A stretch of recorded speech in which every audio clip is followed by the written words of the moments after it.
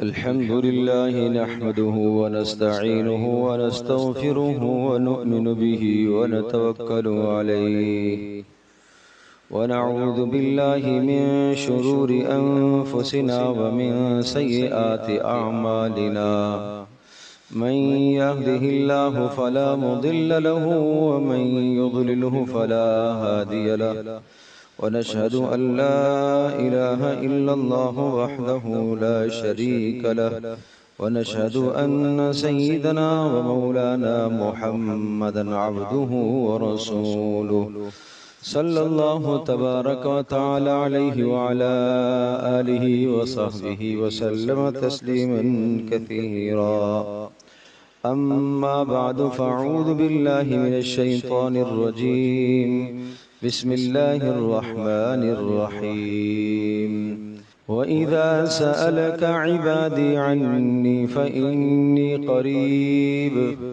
أجيب دعوة الداع إذا دعاني فليستجيبوا لي وليؤمنوا بي لعلهم يرشدون صدق الله مولانا العظيم رب اشرح لي صدري ويسر لي أمري واحلل عقدة من لساني يفقه قولي اللهم صل على محمد وعلى آل محمد كما صليت على إبراهيم وعلى آل إبراهيم إنك حميد مجيد اللهم بارك على محمد وعلى آل محمد كما باركت على إبراهيم وعلى آل إبراهيم إنك حميد مجيد گرامی قدر حاضرین و سامعین، سورۃ البقرہ کا رکوع نمبر 23،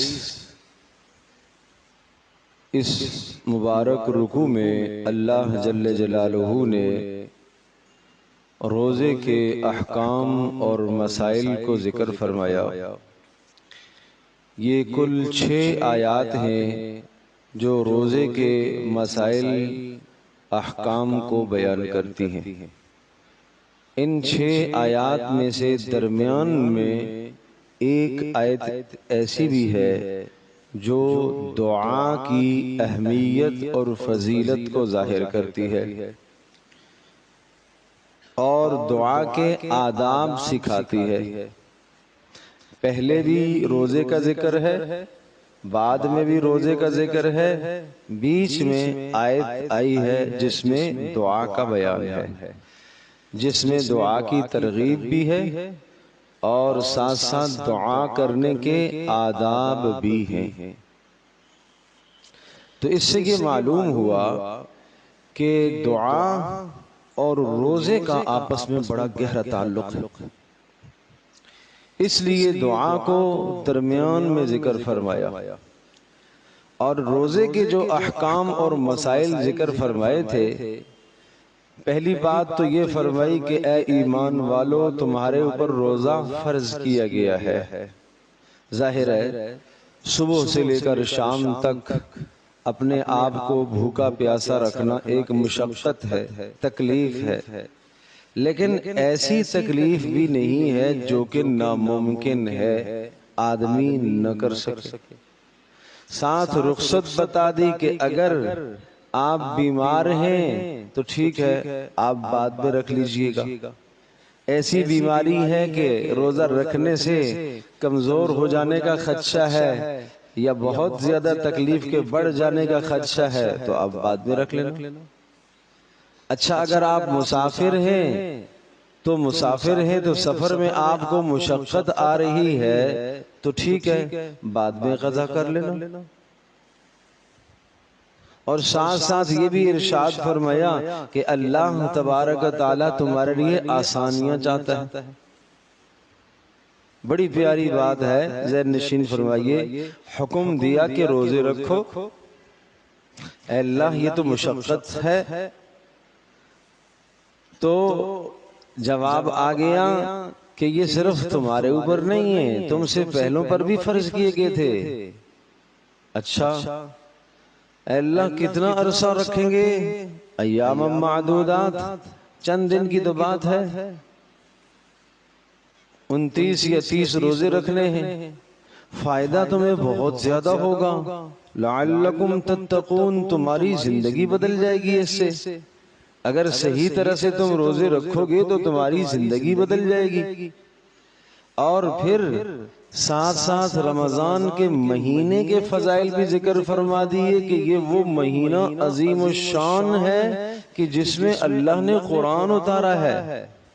تمام 12 مہینوں میں سے اس مہینے کا اللہ نے جو انتخاب فرمایا کہ قرآن کریم اس مہینے میں اللہ پاک نے اتارا۔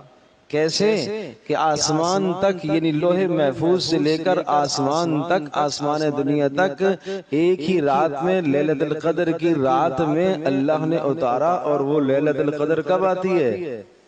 رمضان میں آتی ہے۔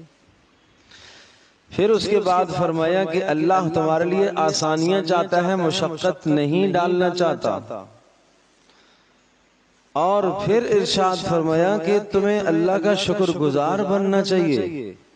اب یہ سب باتیں کہنے کے بعد اگلی بات سنیے، کہاں دیکھتے نہیں ہو وَإِذَا سَأَلَكَ عِبَادِي عَنِّي فَإِنِّي قَرِيبٌ، اے نبی جب میرے بندے میرے بارے میں سوال کریں کہ اللہ ہمارا کتنا دور ہے، تاکہ ہم اللہ کو پکاریں، زور زور سے چیخ چیخ کر پکاریں، یا اللہ سے سرگوشی کریں، یا ہمیں کوئی مشکل پیش آ گئی دن کو یا رات کو، کسی بھی موقع پر مشکل پیش آئی تو ہم اللہ کو پکارنے کے لیے ہمیں کہیں جانا تو نہیں پڑے گا، کہیں اللہ دور تو نہیں ہے۔ ایسا نہ ہو وہاں جاتے جاتے ہماری مشکل مزید بڑھ جائے، تو کہیں ایسا تو نہیں ہے؟ جواب آیا فَإِنِّي قریب، نہیں میں تو تمہارے قریب ہوں۔ کتنا قریب ہے یا اللہ؟ نحن اقرب الیہ من حبل الورید، میں تو تمہاری شہرگ، تمہاری جان سے بھی زیادہ تمہارے قریب ہوں۔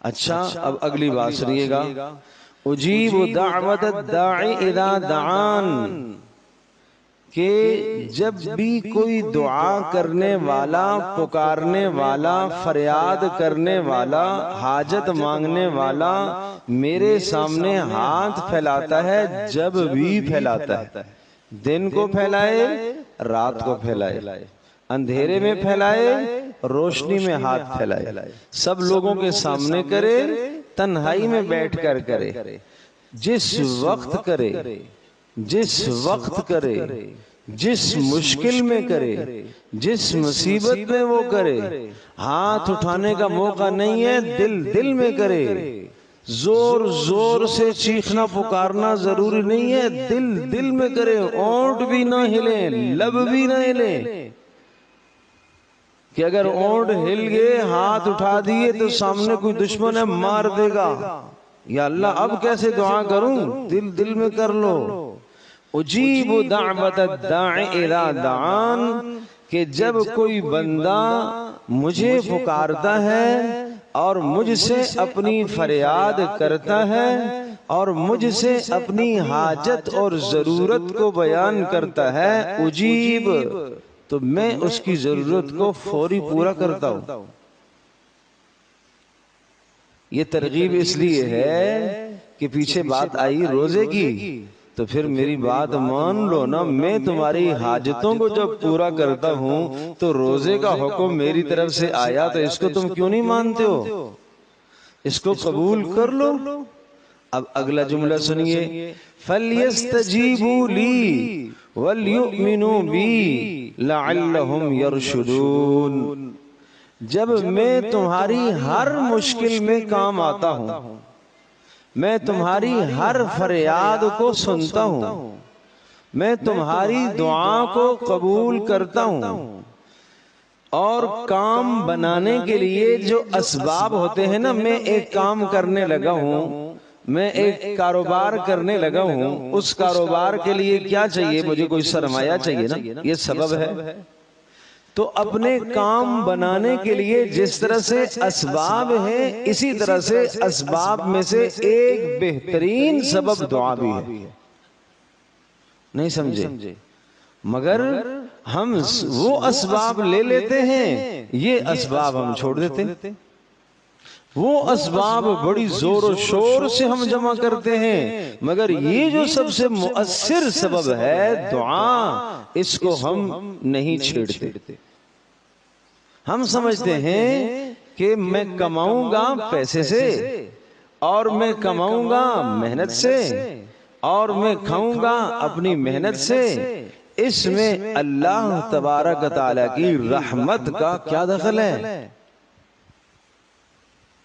تو یہ سمجھایا گیا کہ نہیں، یہ تمہارا سوال غلط ہے، یہ تمہاری سوچ غلط ہے. فَلْيَسْتَجِيبُوا لِي، جب میں تمہاری پکار کو سنتا ہوں، تمہاری دعا کو قبول کرتا ہوں، تم دن کو پکارو، تم رات کو پکارو، تم اندھیرے میں پکارو، ہر حال میں تمہاری بات سنتا ہوں، تو فَلْيَسْتَجِيبُوا لِي، تمہیں بھی تو میری بات ماننی چاہیے. نہیں سمجھے؟ جب میں تمہاری بات مانتا ہوں تو تمہیں بھی کیا کرنا چاہیے؟ میری بات کو ماننا چاہیے. تمہیں بھی تو میری بات کو تسلیم کرنا چاہیے. تمہیں بھی تو روزے کا حکم ہے تو روزہ تمہیں رکھنا چاہیے. پھر جن آداب کے ساتھ روزے کو رکھنے کا حکم دیا ہے ان آداب کے ساتھ تمہیں رکھنا چاہیے. جس طرح سے میرے نبی نے پھر روزہ رکھ کر تمہیں دکھایا، تمہیں اس طرح سے روزہ رکھنا چاہیے کہ تم مجھ سے امید رکھتے ہو، ہاتھ پھیلاتے ہو، دعا مانگتے ہو تو میں تمہاری حاجت کو پورا کرتا ہوں. تو تمہیں فَلْيَسْتَجِيبُوا لِي، پھر صرف مجھے ہی پکارنا چاہیے اور میری بات کو ماننا چاہیے اور میری اطاعت اور فرما برداری کو کرنا چاہیے. جیسے میں تمہاری بات کو مانتا ہوں اور تمہاری حاجت کو پورا کر لیتا ہوں، تم بھی میری بات کو مانتے ہو. اللہ سے مانگا گڑ گڑا کہ یا اللہ یہ کام ہے، یہ مشکل ہے، یہ مشکل ہے، یا اللہ حل کر دے. یہ بیماری آئی ہے، یا اللہ دور کر دے. خوب خوب مانگا، اللہ نے بیماری دور کر دی. مشکل میں پڑے ہوئے تھے، اللہ نے مشکل دور کر دی. کاروبار نہیں تھا، اللہ نے کاروبار دے دیا. نوکری جاب نہیں تھی، اللہ نے جاب بھی دے دی. اب جب اللہ نے یہ کام کر دیا تو اب سوال مجھ سے اللہ کی طرف سے ہو رہا، کیا تو نے بھی میری ساری باتیں مانی ہیں؟ نہیں اللہ، وہ 4 دعائیں میں نے مانگی تھی، ان میں سے 2 تو قبول ہوئی، 2 نہیں قبول ہوئی. اس لیے 2 نہیں جب قبول ہوئی تو میں نے بھی آدھا مانا، آپ نے آدھی دعا قبول کی، میں نے بھی آدھا مانا. ہمارے ذہن سے یہ سوال ہے. اور نہیں میرے پیارو، اللہ تبارک و تعالیٰ کہہ رہا ہے اجیب دعوت الداعی اذا دعان، میں تو تمہاری ساری دعاؤں کو قبول کروں گا. ہاں یہ میں دیکھوں گا کہ جو چیز تو نے مانگی ہے، اگر وہ آخرت کی تو نے مانگی ہے، اے اللہ مجھے جنت عطا فرما، جہنم سے مجھے محفوظ فرما، آخرت کی کامیابی نصیب فرما، وہ تو میں بلا ادنا تأمل کے قبول کر لوں گا. اگر تیری دعا کیسی ہوئی؟ آخرت سے متعلق ہوئی تو تیری دعا کو تو میں ضرور قبول کروں گا. اور اگر تیری دعا دنیا سے متعلق ہوئی، تو نے دنیا کی کوئی چیز مانگی ہے، تو پھر میں اس میں دیکھوں گا، اگر اس چیز میں تیرے لیے بہتری ہوئی تو تجھے دوں گا، اور اگر نہ بہتری ہوئی تو میں نہیں دوں گا. غلط فیصلہ ہے بھائی؟ بولو بھائی، ہمیں تو نہیں پتا نا، جو چیز میں مانگ رہا ہوں یہ کل میرے حق میں بہتر ہوگی یا نہیں ہوگی. مجھے تو اچھا لگ رہا ہے.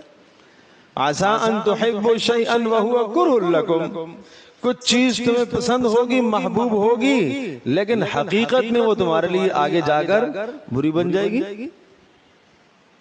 ایک آدمی نے شادی کی ہے اور بڑی جناب جتن سے اور محنت سے، اور جناب اس نے بہت ہی زیادہ پسند کر کے شادی کی ہے، لیکن چند دن کے بعد تو مسئلہ خراب ہو گیا، جدائی ہو گئی.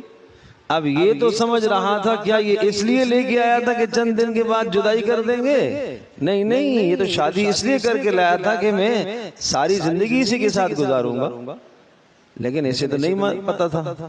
اس نے مانگا تو نہیں ہے اللہ سے، پیسہ تھا، کیا ضرورت تھی مانگنے کی؟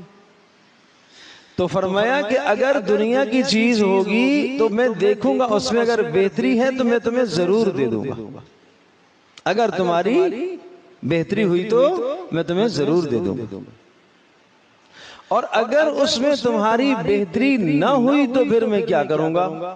پھر بھی میں تیری دعا کو رد نہیں کروں گا، وہ جو تُو نے ہاتھ اٹھائے ہیں نا میں ضائع نہیں کروں گا، اس محنت کو میں ضائع نہیں ہونے دوں گا۔ لا یضیع اجر المحسنین، اللہ تبارک و تعالی محنت کرنے والوں کی محنت کو ضائع نہیں فرماتا۔ پھر میں کیا کروں گا؟ یہ جو تو نے مانگی ہے، دن کو مانگتا رہا، رات کو مانگتا رہا، مگر وہ چیز تمہارے حق میں بہتر نہیں ہے، تو میں یہ کر دوں گا کہ اس دعا کے بدلے میں کوئی اور چیز تمہیں دے دوں گا۔ تو دعا ضائع ہوئی پھر؟ بولو نہیں ضائع ہوئی۔ نمبر 2، اس چیز کے بدلے میں متبادل اگر میں نے نہ دیا تو دوسرا کام میں یہ کروں گا کہ اس دعا کے بدلے میں تیرے اوپر سے کوئی آنے والی مصیبت جو تیرے گناہوں کی وجہ سے آ رہی تھی، اس مصیبت کو میں ٹال دوں گا، تجھے پتہ ہی نہیں چلے گا۔ یہ بہت سارے گناہ ہم نے کیے، سزا نہیں مل رہی ہے، اللہ کی طرف سے ڈیل بھی ہے، اور بہت ساری میری اور آپ کی جو دعائیں کی ہوئی ہیں وہ دعائیں دفاع ہیں۔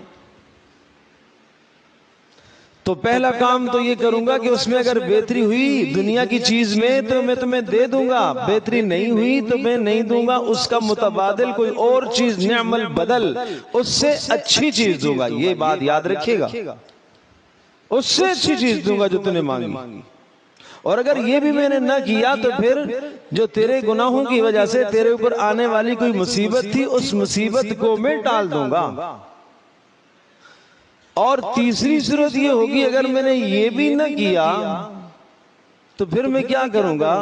پھر میں یہ کر لوں گا کہ وہ جو تیری دعا ہے جو تو نے مانگی ہے، چیز دنیا کی مانگی ہے، اس چیز میں تیرے لیے بہتری نہیں ہے، اور اس کے متبادل بھی میں نے کچھ بھی نہیں دیا تجھے، اور اس کے بدلے میں مصیبت کو بھی میں نے نہیں ٹالا، تو پھر اس دعا کو میں آخرت کے لیے ذخیرہ کر لوں گا، آخرت کے لیے ذخیرہ کر لوں گا۔ آدھا گھنٹہ آپ نے مانگی ہے تو یہ آدھا گھنٹہ میں اس کو ذخیرہ کر لوں گا آخرت کے لیے، اور آخرت میں پھر تجھے اس آدھے گھنٹے کے مانگنے پر میں آخرت میں تجھے انعام دوں گا، اور جب وہاں میں تجھے انعام دوں گا تو تو تمنا کرے گا ہائے کاش دنیا میں میری کوئی دعا قبول نہ ہوتی، آج ہر دعا کے بدلے میں مجھے یہاں انعام ملتا، اتنا دوں گا تمہیں۔ کتنا کریم اللہ، کتنا مہربان اللہ، کتنا رحیم اللہ، کتنا اپنے بندوں سے پیار کرنے والا اللہ، کہ بندوں کی دعا کو ضائع نہیں فرماتا۔ پھر سن لیے، پھر تاکہ سنیے یہ بات یاد آ جائے کہ اے بندے جب تو میرے سامنے ہاتھ اٹھاتا ہے، دعا کرتا ہے، میں تو ضرور ضرور تیری دعا کو قبول کروں گا۔ بندے کے دل میں خیال آیا کہ یہ دعا تو یا اللہ 1 سال سے میں کر رہا ہوں، قبول تو نہیں ہوئی، 6 ماہ سے کر رہا ہوں، قبول نہیں ہوئی، تو جواب کیا آتا ہے؟ حدیث پاک میں رسول اللہ صلی اللہ علیہ وسلم نے جواب یہ دیا کہ اللہ تبارک و تعالیٰ یہ ارشاد فرماتا ہے کہ اے میرے بندے جو تو مانگے گا میں دیکھوں گا، اگر تو نے آخرت کی کوئی چیز مانگی تو اس کے قبول کرنے میں تو ذرہ برابر بھی تأمل نہیں کروں گا، فوری کیا کروں گا؟ دے دوں گا۔ اور اگر تیری چیز دنیا کے متعلق ہوئی جو تو نے مجھ سے مانگی، دنیا کی چیز مانگی، تو پھر میں کیا کروں گا؟ میں دیکھوں گا اگر اس میں بھلائی ہوئی تو تجھے عطا کروں گا، اگر اس میں بھلائی تیرے لیے نہ ہوئی تو پھر اس کا نعم البدل، اس کے بدلے میں اچھی چیز تمہیں دے دوں گا۔ کوئی چیز کبھی ملتی ہے آپ کو بغیر مانگے مل گئی تو یہ کیسے مل گئی؟ یہ وہ کوئی آپ کی دعا جو کسی اور موقع پر قبول نہیں ہوئی ہے، یہ اس کا نعم البدل آپ نے دیا ہے۔ آپ بڑے خوش ہو گئے اور ہم سمجھ گئے کہ جناب ہاں میں تو اس قابل تھا نا، میری یہ محنت ہے، میری یہ صلاحیت ہے، یہ تھا وہ تھا، اس لیے مجھے یہ چیز مل گئی۔ حالانکہ کوئی پیچھے دعا ہوئی ہے جو قبول نہیں ہوئی تھی، اس کا نعم البدل ملا ہے آج۔ نمبر 2 یہ کروں گا کہ نعم البدل اگر میں نے نہ دیا تو اس دعا کے بدلے میں تیرے گناہوں کی وجہ سے کوئی آنے والی جو مصیبت ہوگی، اس دعا کے بدلے میں اس مصیبت کو ٹال دوں، تجھے پتہ ہی نہیں چلے گا۔ جب گناہ کیا سزا نہ ملی تو یہ تو اللہ کی طرف سے مہلت بھی ہے، اور بسا اوقات کوئی دعا بھی ہے جس دعا کی وجہ سے سزا مؤخر ہو گئی ہے، مصیبت ٹل گئی ہے۔ اچانک کوئی بڑی مصیبت آ رہی تھی اور آپ کے سارے اسباب دھرے کے دھرے رہ گئے، لیکن مصیبت اللہ نے دور کر دی۔ وہ کیسے دور کر دی؟ وہ پیچھے کی کوئی دعا تھی، آج اس دعا نے کام دیا ہے۔ آج تمہیں دعا کرنے کا آج موقع ہی نہیں ملا، مگر اللہ نے اس مصیبت کو دور کر دیا۔ یا اللہ کیسے دور کر دیا؟ وہ پیچھے کی کوئی دعا تھی، پہلے کی کوئی دعا تھی، اس دعا کے نتیجے میں یہ مصیبت ٹل گئی۔ اور اگر یہ بھی نہ کیا میں نے تو اس دعا کے بدلے میں تجھے آخرت میں اتنا دوں گا، اس دعا کو ذخیرہ کر دوں گا کہ آخرت میں تو تمنا کرنے لگے گا کہ اے اللہ دنیا میں میری کوئی دعا قبول نہ ہوتی، آج ان دعاؤں کا بدلہ مجھے ملتا تو کتنا اچھا ہوتا۔ تو نتیجہ یہ نکلا کہ اللہ پاک بندے کی دعا کو رد نہیں فرماتا۔ یہ بات سمجھ میں آ گئی؟ اللہ بندے کی دعا کو رد نہیں فرماتا۔ لیکن اب آگے 2 باتیں جو کہی ہیں یہ غور سے سنو۔ فَلْيَسْتَجِيبُوا لِي، لیکن تمہیں بھی چاہیے کہ تم میری بات کو پھر مانو نا، تم بھی پھر میری بات کو مانو نا۔ وَلْيُؤْمِنُوا بِي، میرے اوپر ایمان تو رکھو، بھروسہ تو میرے اوپر کرو، یقین تو رکھو میں تمہارا کام کروں گا، میں تمہاری مشکل کو دور کروں گا، اور میں نے تمہاری دعا کو قبول کروں گا، اور قبولیت کے راستے میں نے بتا دیے، یا یہ ہو جائے گا، یا یہ ہوگا، یا یہ ہوگا، یا یہ ہوگا، یہ سارے راستے بتا دیے۔ ضروری نہیں ہے کہ جس راستے کو تو طلب کر رہا تھا اسی راستے سے ہی آ جاؤں، نہیں، وہ میری مرضی ہے، لیکن تجھے میرے اوپر بھروسہ کرنا پڑے گا، اعتماد کرنا پڑے گا۔ فَلْيَسْتَجِيبُوا لِي، تم صرف مجھے ہی پکارو، پھر میری بات کو بھی مانو، وَلْيُؤْمِنُوا بِي، اور میرے اوپر بھروسہ کرو، لَعَلَّهُمْ يَرْشُدُونَ، جب یہ کریں گے تو پھر تم مقصد تک پہنچ جاؤ گے، تم مقصد تک پہنچ جاؤ گے۔ اب دعاؤں کے متعلق میں عرض کر رہا تھا کہ رمضان کا مہینہ ہے، روزہ اور دعا بڑا گہرا تعلق ہے آپس میں، اس لیے حدیث پاک میں آتا ہے للصائم عند افطارہ دعوت مستجابۃ، صائم روزے دار کے لیے افطار کے وقت تو دعا قبول ہوتی ہی ہوتی ہے۔ ایک حدیث پاک میں ارشاد فرمایا 3 اشخاص کی دعا تو رد ہوتی ہی نہیں ہے،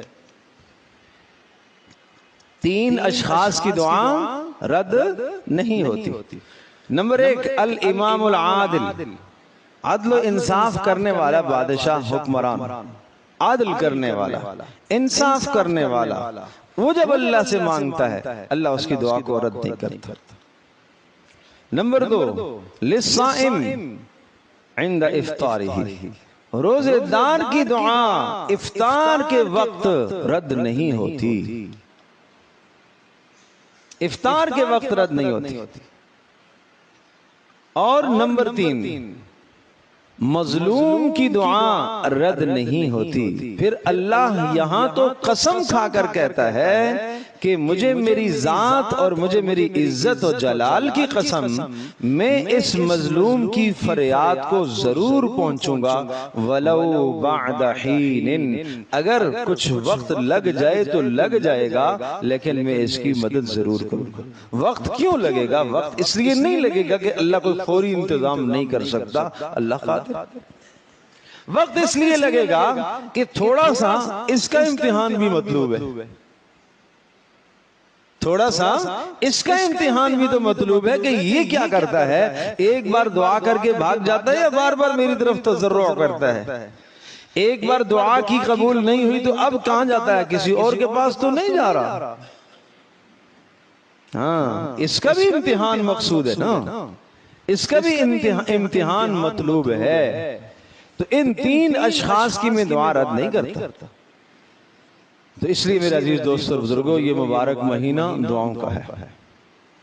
اتنی دعائیں اللہ سے مانگو، سحر اور افطار میں اتنی دعائیں مانگو، تھکا دو اپنے آپ کو دعا میں، تھکا دو۔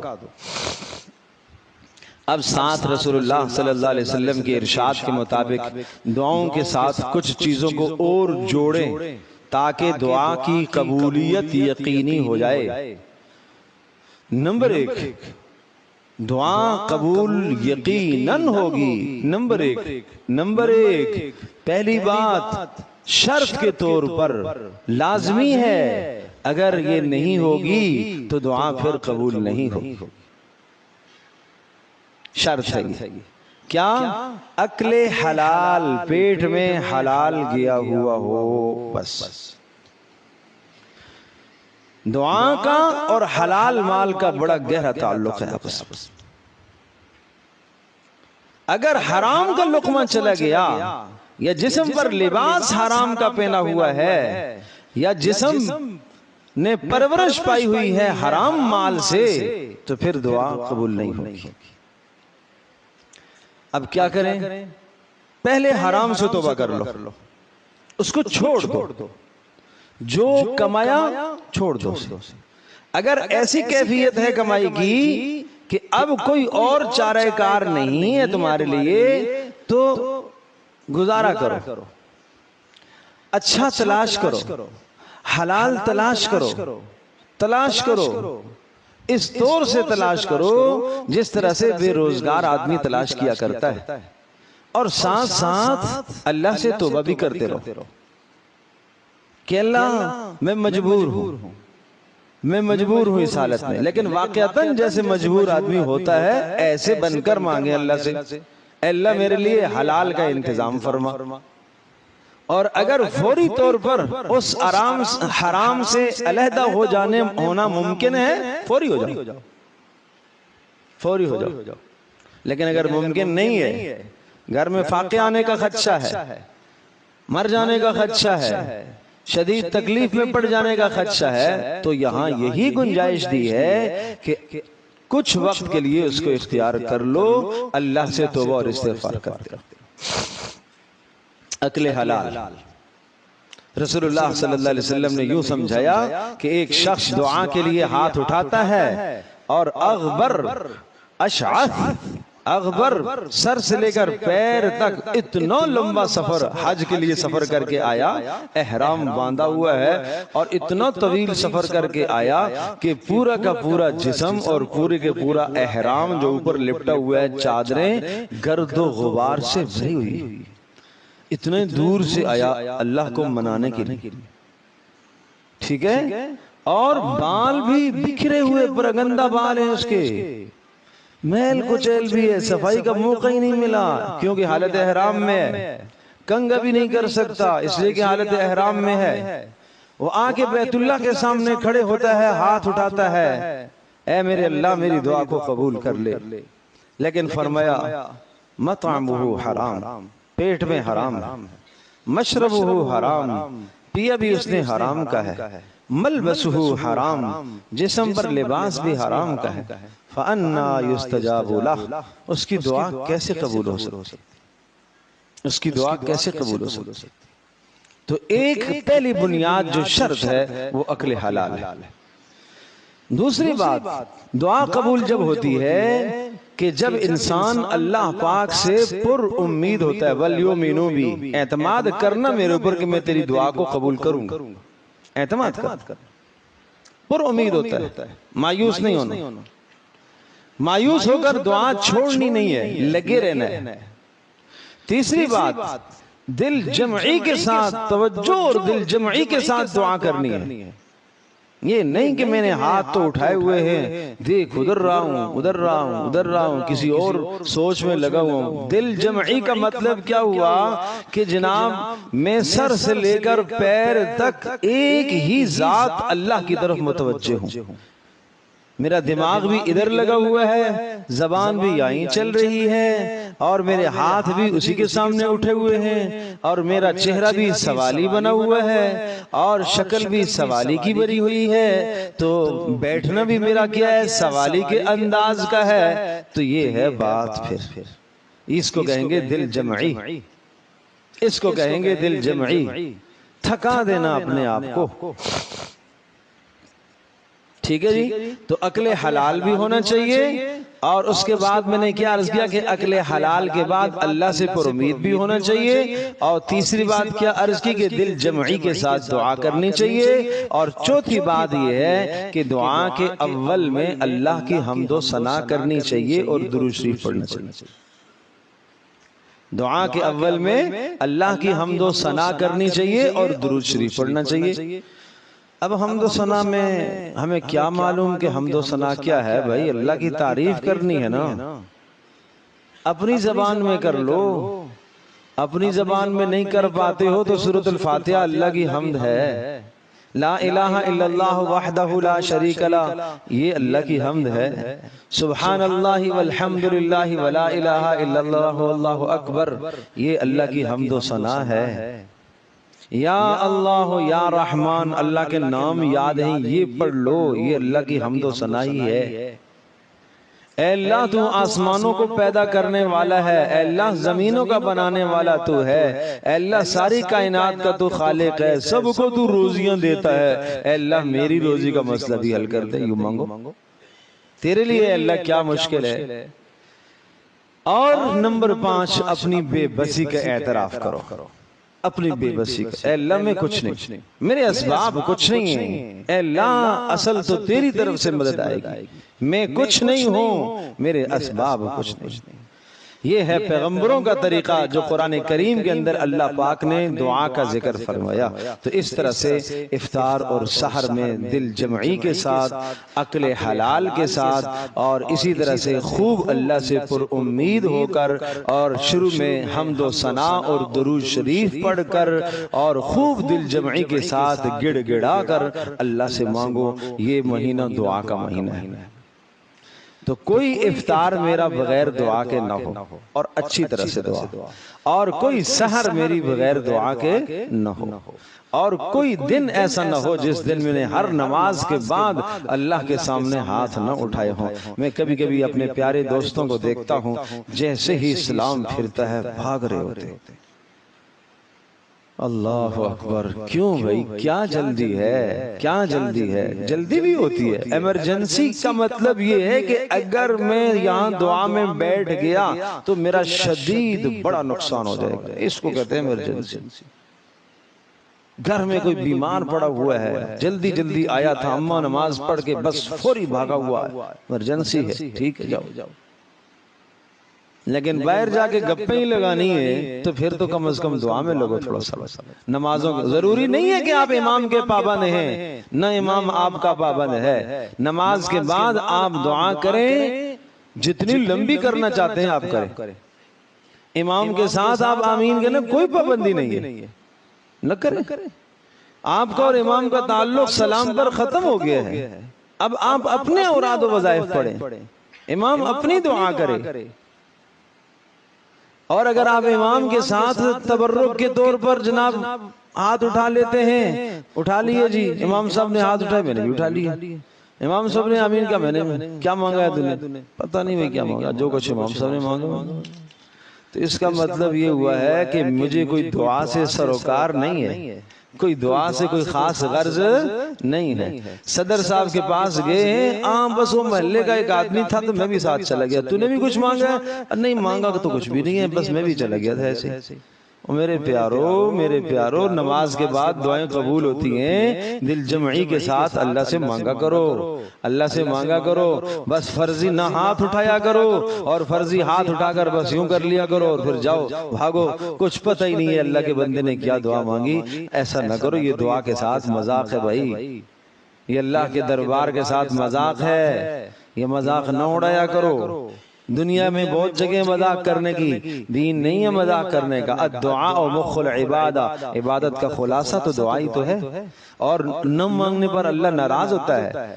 وقال ربکم ادعونی، میرے بندوں سے کہو کہ مجھے پکاریں۔ ان الذین یستکبرون عن عبادتی، جو مجھے نہیں پکارتے تکبر کرتے ہیں، سیدخلون جہنم داخرین، ذلیل کر کے ان کو جہنم میں داخل کروں گا۔ من لم یسأل اللہ یغضب علیہ، جو اللہ سے نہیں مانگتا اللہ اس پر ناراض ہوتا ہے۔ تو آئیے آج ہم عزم کرتے ہیں کہ انشاءاللہ اہتمام کے ساتھ افطار سحر میں اور ہر نماز کے بعد انشاءاللہ دعاؤں کا اہتمام کریں گے۔ اللہ ہم سب کے لیے عمل کرنا آسان فرمائے۔